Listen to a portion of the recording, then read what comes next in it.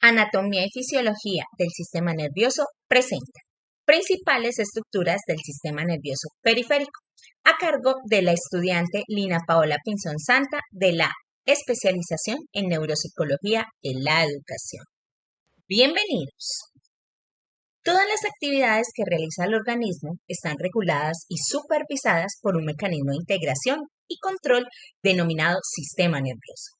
Su función consiste en coordinar las actividades sensitivas, motoras, vegetativas, cognitivas y comportamentales del ser humano, gracias a la capacidad que tiene para recibir, transmitir y emitir informaciones. El sistema nervioso está constituido por el sistema nervioso central y sistema nervioso periférico. El sistema nervioso central está conformado por el encéfalo y la médula espinal. El encéfalo, a su vez, está integrado por cerebro, cerebelo y tronco cerebral. El sistema nervioso periférico es un conjunto de estructuras constituido por los nervios y los ganglios nerviosos. Su función consiste en establecer comunicación entre el sistema nervioso central y el resto de nuestro cuerpo. Los nervios son agrupaciones de fibras nerviosas situadas en el exterior del sistema nervioso central, que son de dos tipos según su localización: nervios espinales o nervios craneales. Los nervios contienen fibras nerviosas que conducen información hacia aferente o desde eferente, el sistema nervioso central. En general, las fibras eferentes participan en las funciones motoras, como la contracción de los músculos o la secreción de las glándulas. Las fibras aferentes generalmente transmiten los estímulos sensoriales desde la piel, membranas mucosas y estructuras profundas. Los ganglios son agrupaciones de neuronas intercaladas a lo largo del recorrido de los nervios o en sus raíces. El sistema nervioso periférico está formado por el sistema nervioso somático, quien es que controla los movimientos de los músculos esqueléticos. Por ejemplo, las acciones que debemos realizar para avanzar en una lectura, moviendo el cursor o apretando las teclas de un computador. Y el sistema nervioso autónomo, quien es que controla las glándulas y los músculos de los órganos internos, como un piloto automático. Pero a veces podemos suprimirlo conscientemente para hacer los movimientos nosotros mismos. Sin embargo, generalmente este sistema opera en forma autónoma para determinar nuestro funcionamiento interno, incluyendo el latido cardíaco, la digestión y las actividades glandulares. El sistema nervioso autónomo es dual y está formado por el sistema nervioso simpático y el sistema nervioso parasimpático. El sistema nervioso simpático nos activa para ponernos en una actitud defensiva. Si algo nos alarma, el sistema simpático acelera el latido cardíaco, enlentece la digestión, eleva el azúcar en la sangre, dilata las arterias y nos enfría por medio de la sudoración, poniéndonos alerta y listos para la actividad. Las máquinas detectoras de mentiras miden estas respuestas al estrés que pueden acompañar o no a las mentiras. Cuando el estrés pasa, el sistema nervioso parasimpático produce los efectos opuestos, ya que conserva la energía, disminuyendo la frecuencia cardíaca, baja los niveles de azúcar en la sangre y así sucesivamente. En situaciones cotidianas, el sistema nervioso simpático y el parasimpático funcionan juntos para mantenernos en equilibrio nuestro estado interno. Los ganglios nerviosos se encuentran ubicados fuera del sistema nervioso central, es decir, en el sistema nervioso autónomo, según la parte específica del sistema nervioso autónomo al que pertenecen, así como de acuerdo con el camino específico que siguen para transmitir los impulsos nerviosos. Estos ganglios pueden dividirse en sensoriales y autónomos. En biología, el término ganglio se utiliza para designar a las masas del tejido que se forman en los sistemas celulares. Específicamente en neurología, dicho término suele hacer referencia a una masa o agrupación de cuerpos de células nerviosas presentes en la mayoría de los organismos vivos. Su principal función es llevar los impulsos nerviosos de la periferia hasta el centro o al revés. En este sentido, un ganglio nervioso es la aglomeración de somas o cuerpos neuronales que se localizan en el sistema nervioso autónomo. Se encargan principalmente de conectar al sistema nervioso periférico con el sistema nervioso central, tanto en sentido eferente, o sea, desde el sistema nervioso central hacia los órganos sensoriales, como en sentido aferente, desde los órganos sensoriales hacia el sistema nervioso central.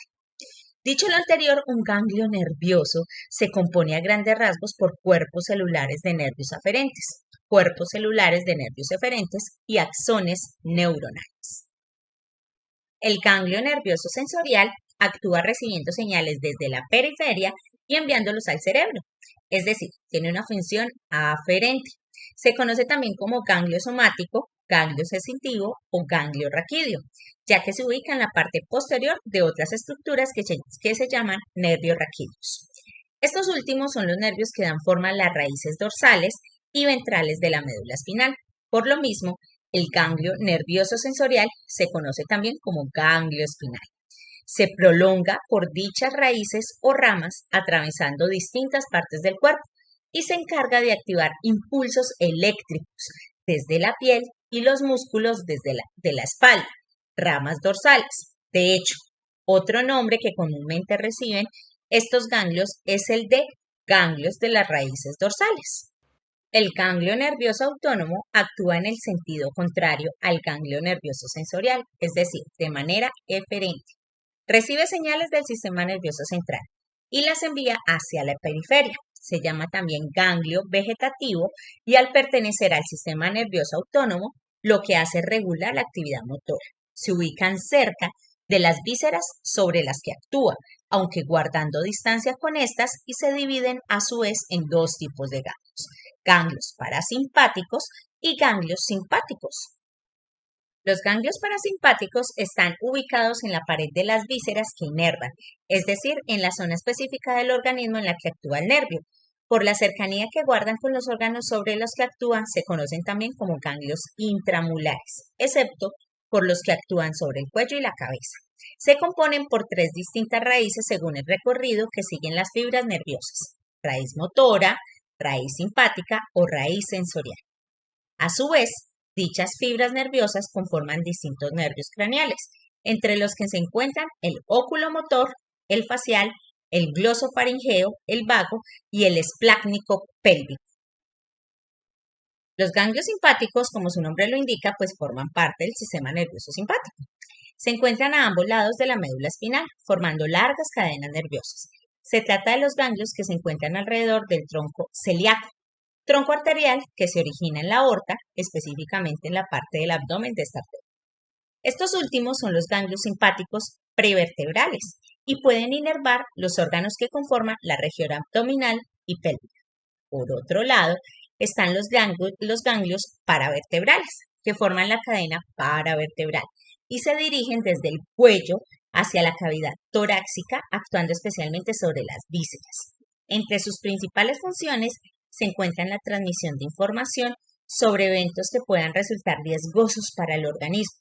En este sentido, se relacionan con las situaciones de estrés y constituyen uno de los elementos responsables de responder ante estas, ya sea por medio de huida o por medio de la agresión. Recordemos, el sistema nervioso periférico es un conjunto de estructuras constituido por los nervios y los ganglios nerviosos. Ya conocimos los ganglios nerviosos. Ahora vamos a conocer los nervios. Los nervios del sistema nervioso periférico se dividen en nervios espinales y nervios craneales. Los nervios espinales o raquídeos y sus ramas comunican el sistema nervioso central con los receptores sensoriales, los músculos y las glándulas. Estas fibras constituyen el sistema nervioso periférico. Los 31 pares de nervios espinales salen de la columna a través de los agujeros de conjunción, excepto el primero que emerge entre el atlas y el hueso occipital. Los nervios espinales se designan y enumeran según la región y nivel donde emergen de la columna vertebral.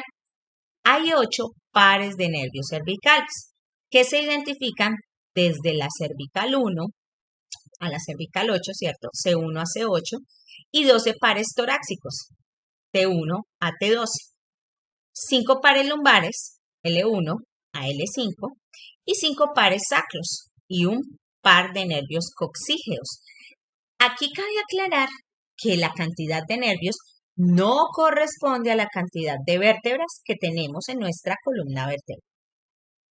Los nervios craneales Al igual que los nervios raquídeos, son parte del sistema nervioso periférico y se designan con números romanos y no más. Los números indican el orden en que nacen los nervios del encéfalo, de anterior a posterior, y el nombre su distribución o función. Los nervios craneales emergen de la nariz, el primer par, los ojos, segundo par, el tronco del encéfalo del tercer par al 12º par y la médula espinal, una parte del 11º par. Nervio olfatorio o primer par craneal. Se origina en la mucosa olfatoria, cruza los agujeros de la lámina cribosa del etmoides y termina en el bulbo olfatorio. Es un nervio puramente sensorial y su función es la olfacción. Nervio óptico o segundo par craneal. Se origina en las fibras que provienen de la retina. Cruza el agujero óptico de la órbita y termina en el quiasma óptico. Es un nervio sensorial y su función es la visión. Nervio motor ocular común o tercer par craneal. Es un nervio mixto, aunque principalmente motor. La función motora somática permite el movimiento del párpado y determinados movimientos del globo ocular. La actividad motora parasimpática condiciona la acomodación del cristalino y la constricción de la pupila o miosis. Nervio patético o cuarto par craneal. Es un nervio mixto, aunque principalmente motor, cuya función motora permite el movimiento del globo ocular. Nervio trigémino o quinto par craneal. Es un nervio mixto. La porción sensitiva transmite las sensaciones de tacto, dolor, temperatura y propiocepción de la cara. La porción motora inerva los músculos de la masticación. Nervio motor ocular externo o sexto par craneal. Es un nervio mixto, aunque principalmente motor, cuya función motora permite movimientos del globo ocular. Nervio facial o séptimo par craneal. Es un nervio mixto. La porción sensitiva transporta la sensibilidad gustativa de los 2/3 anteriores de la lengua. La porción motora somática inerva la musculatura de la mímica facial. La porción motora parasimpática inerva las glándulas salivales y lagrimales. Nervio auditivo o estatoacústico, octavo par craneal. Es un nervio mixto, principalmente sensorial. La función principal es transportar los impulsos sensoriales del equilibrio y la audición. Nervio glosofaringeo o noveno par craneal. Es un nervio mixto. La porción sensorial transporta la sensibilidad gustativa del primer tercio posterior de la lengua. La porción motora somática inerva la musculatura que permite la elevación de la faringe durante la deglución. La porción motora parasimpática inerva la glándula parótida. Nervio vago o décimo par craneal. Es un nervio mixto. La función sensorial transporta la sensibilidad de la epiglotis, faringe, así como estímulos que permiten el control de la presión arterial y función respiratoria. La porción motora somática inerva los músculos de la garganta y cuello, permitiendo la deglución, tos y la fonación. La porción motora parasimpática inerva la musculatura lisa de los órganos digestivos, el miocardio y las glándulas del tubo digestivo. Nervio espinal o onceavo par craneal. Es un nervio mixto, principalmente motor, que inerva músculos deglutorios, el músculo trapecio y el músculo esternocleidomastoideo. Es el responsable del movimiento cefalogiro por su inervación del músculo esternocleidomastoideo y produce de esta forma la rotación de la cabeza hacia el lado opuesto, al mismo tiempo que la inclina hacia su lado. Además, facilita la inervación propioceptiva de los músculos por él movilizados y de esta forma desempeña un papel súper importante en relación con el tono de los músculos del cuello. Nervio hipogloso o doceavo par craneal. Inerva la musculatura lingual. El nervio hipogloso es motor para los músculos intrínsecos y extrínsecos de la lengua, estilogloso, hiogloso, geniogloso.